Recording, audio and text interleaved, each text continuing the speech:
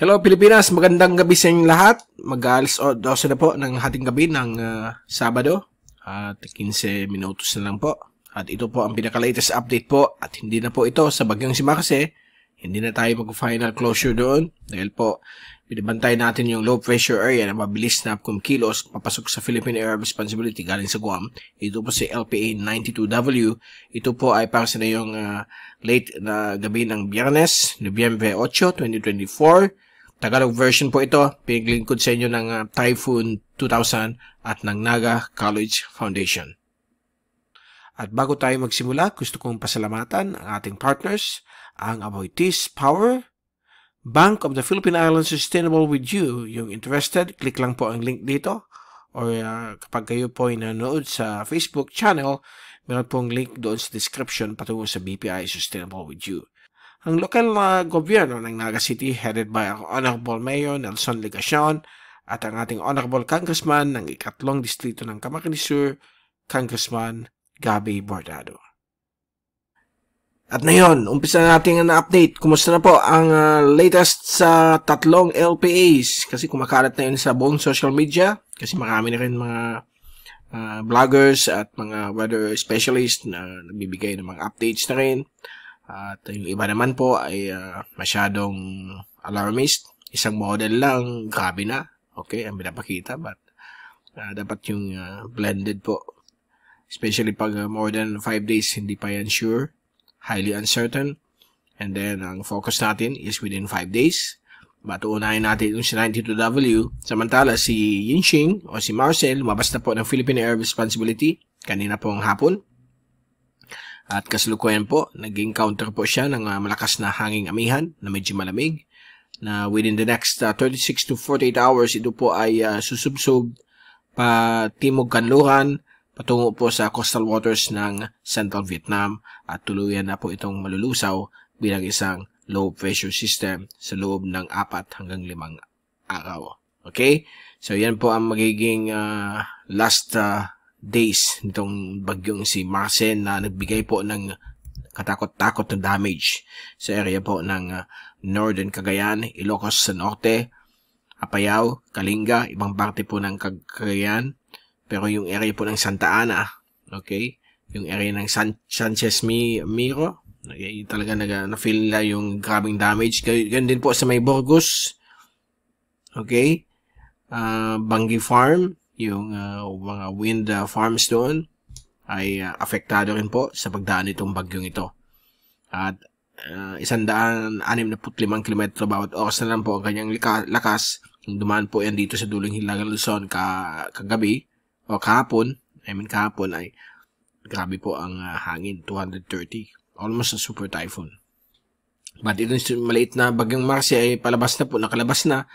At dito na po tayo mag-shift ng attention sa may silangan po ng Kabikulan. Alam natin mga kababayan natin na trauma na po sa grabing ulan na dala ni Christine, kaya pag may nakikitang mga LPAs, alam natin ang result. Okay? So may psychological factor po yan.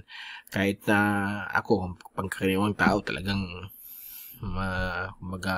trauma rin talaga sa ganito. So we understand the situation. Kaya ibibigay na natin sa inyo na yun ang pinaka-latest. Si 92W, hindi po ito kasing laki po ni Christine. Average size po siya at inaasahan po lalo pa itong liliit habang ito papalapit po dito sa area po ng coastal waters north of Bicol region.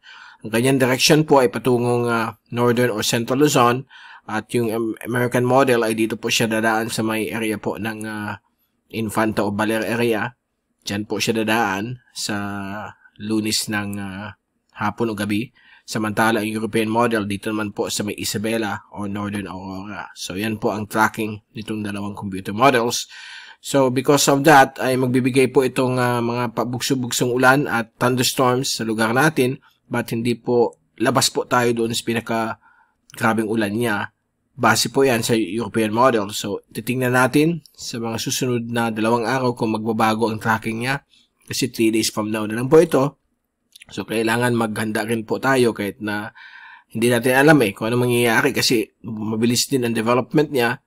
At ang sabi ng computer models, medyo tropical depression, tropical storm, but hindi natin alam kung ano talaga maging outcome. Okay? So, we are going to monitor this closely. Samantala sa likod niya, mayroon pang dalawang LPA. Itong si 93W, na-upgrade na po ng Joint Typhoon Warning Center bilang isang high chance na maging isang tropical depression o bagyo. At ito po ay mukhang magbibigay ng threat dito sa may area po ng Guam. Yan po ang Guam at Saipan sa loob ng 3 hanggang 5 araw. Samantala, sa tabi niya, sa may malapit sa equator, ito, another suspect po ito, si 94W. Isa rin yan i-investigate natin. Although, ang chance maging bagyo po ito within the next 24 hours ay mababa. But, ang kanyang future track ay uncertain pa. Nakita naman natin sa mga computer models na yung tracking nito ay papuntang Northern Luzon. Dito po siya. So, kaya babantayan natin ito si 94W sa posibleng pagpunta na naman po sa Pilipinas. Okay, so nakakaawa pong kababayan natin sa Hilagang Luzon dahil po medyo nakailang bagyo na po ang dumadaan dyan. Lalo pa sa dulong Hilagang Luzon, ito na naman po ang posibleng maging Nika. Okay, Nika po, N-I-K-A, ang next na pangalan itong low pressure if maging ganap na bagyo po ito at i-upgrade po ito ng Pag-asa sa loob ng 48 oras. So, babantayin po natin ito. Okay? So, ito po yung zoom in satellite animation. Latest po ito as of 11:30. I-compare natin sa kanina ay medyo nag-improve po ang kanyang spiral banding. Okay? Yung circulation niya sa nakalipas na 6 na oras habang itong bagyong Marce ay paalis na. So, makikita nyo dyan ang medyo kumakapal na rain bands itong si LPA 92W, but bagamat maliit pa rin siya, hindi siya ganun kalaki. The reason behind it, nasa dry phase po tayo ng Madden-Julian Oscillation. Pag nasa dry phase, hindi po ito nakakatulong sa convection ng mga bagyo, kaya maliliit lang po sila. Kagaya nitong si Marce. Unlike si Leon at si Christine, mga higanting bagyo po ito dahil po nasa wet phase pa tayo noon. Ngayon, pumasok tayo sa dry phase hanggang November 20. So, ang mga circulation size nila ay small to average. So, ito po ay babantayin natin at mukhang magbibigay po ng ulan. Kagaya ng sinabi natin kanina, dito po sa Kabikulan. Ito po ang water vapor satellite loop nitong system na ito. Okay, so mabilis na nag-increase yung kanyang cloudiness. Ito po yung CIMSS tropical cyclone page nila. Nakita natin dito ang current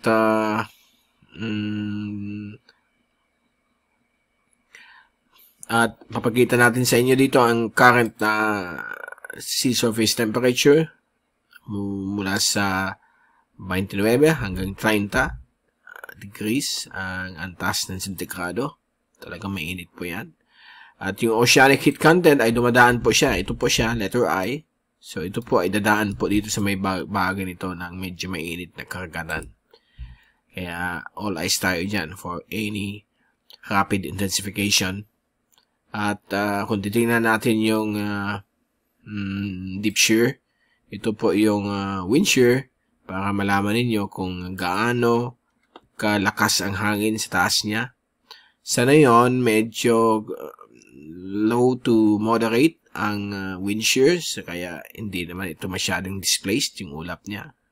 Unlike kay Christine, malakas masyadong wind shear, kaya lahat ng ulap nandun sa Bicol region o nandito sa amin. So, yan po ang pinapakita nitong shear levels ng nasa ibabaw ng bagyong ito. So, medyo healthy naman po. Favorable for any development itong system na ito. But we hope and pray na sana mag-record na lang po siya at hindi magbigay ng anumang damage sa ating bansa. So, yan po. Mababa ang wind shear, kaya mukhang nagde-develop po siya. Sa rain forecast, ito galing sa European model. Latest po ito in the past few hours. So, kita niyo wala pang ulan sa atin. Ito na po yung kaulapan ni LPA 92W o magiging Nika. At pagdating ng linggo, ang 24-hour rain ay mukhang magbibigay ng mga showers sa atin at thunderstorms mula 5 hanggang 20 mm ang taas o sukat ng ulan. Malayong-malayo po yan sa more than 250 mm na ulan na dala ni Christine. At ang good news, lahat ng mga pinakamakapal ng ulap mula linggo hanggang Lunes ay dito lamang po concentrated sa may Northern Luzon at hindi tayo na-affected. Bagamat ito po yung tracking ng European model dito, yung American model naman po ay dito naman po. So, most likely, dyan po yan sa area na yan, ang kanyang daan. But still, maghanda tayo, tingnan natin ang mangyayari. But yung ulan nito, hindi naman po pasok sa violet. Ito kasi extreme. So, makaka-experience lang tayong light to moderate na pabugso-bugsong ulan o thunderstorm sa hapon o gabi. Kung matutuloy po ang kanyang tracking. So, yan po ang maulan. Magkita nyo dito, ganyan po kataas yan. Okay, nasa 140, 120, 140. So, mataas po yan pag sinabing 24-hour rainfall. So, yan po ang kalagayan ng low pressure system 92W. At meron pang isa. Ito naman isa. Yan yung isang weather system. Okay? Si 94W na yan. Si 93W kasi mukhang doon yun sa may area ng Guam. So, baka maka-affect rin sa kanila. Ito po yung wind at pressure forecast mula sa European model. Nakita po natin dito. Itong potential na LPA. Mukhang pagdating ng linggo hanggang Lunes, dadaan po ito sa may north of Bicol region. And eventually, magde-develop po siya bilang isang tropical depression or tropical storm at mukhang magla-landfall dito sa may bahagi ng Isabela base sa latest na yun. Okay? And then, pagdating ng Martes, Miyerkules, meron na naman pong isa. Medyo mataas din yung kanyang tracking. But observe natin po ito closely for any changes. Kaya antabayan ng mga updates natin everyday sa ating YouTube channel at Facebook. At pati na rin mga postings natin sa Facebook channel natin, www.mrtyphoon.com. Okay? So, yung www.mrtyphoon.tv, yun naman po sa YouTube. Kaya malalaman ninyo kung ito, yung mga videos na ito, pati sa Facebook, nilagay natin ito.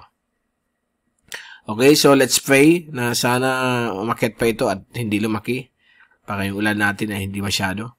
May mga ulan, but hindi naman aabot pa sa level ni Christine. Extraordinary po yung system na yun. Wala pa tayo sa history yan na nakikita since 1900s. So, yan po ang situation. At yan po ang ating latest na yun ng Sabado na po, ng early morning. But ito po ay ginawa natin around 11:45. At babalik ulit tayo bukas sa pinaka-latest o mamaya. Later this afternoon, latest sa LPA 92W. At sana lumit pa po ang kanyang sirkulasyon para mas malit na area ng concentration. So, yan ang kailangan natin i-pray. Sana lumihis po sa ating bansa. Okay, ito si Mike para magpapaalam. Mag-ingat po tayong lahat. Be #WeatherWiser at maraming salamat po sa pagpanood sa ninyo sa aking channel. God bless po sa inyo lahat.